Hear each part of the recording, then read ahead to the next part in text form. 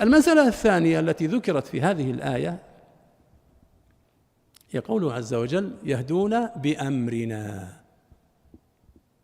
تكون هذه الهداية بأمر الله عز وجل،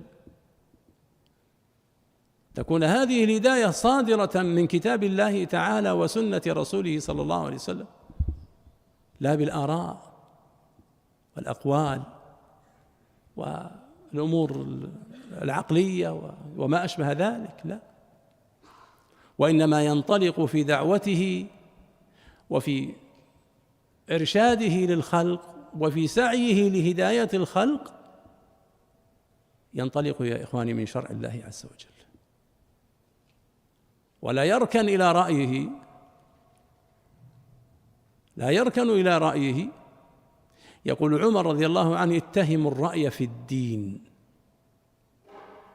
اتهموا الرأي في الدين فإني لا أنسى موقفي يوم أبي جندل، وهو يذكر الناس بموقفه من صلح الحديبية والذي ندم عليه ندبا شديدا رضي الله عنه وأرضاه.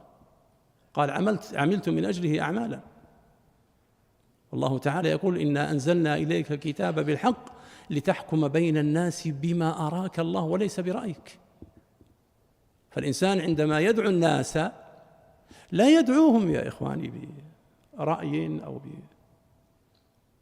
بقول قيل من هنا أو هناك، وإنما ينطلق في دعوته إلى قال الله وقال رسوله. وما أحسن يا إخواني أن يذكر الإنسان مع كلامه الدليل من كلام الله وكلام رسوله صلى الله عليه وسلم. الناس يا إخوان يطمئنون عندما يرون طالب العلم يوشي ويحلي كلامه بكلام الله تعالى وكلام رسوله صلى الله عليه وسلم، ويطمئنون لكلامه أيضا.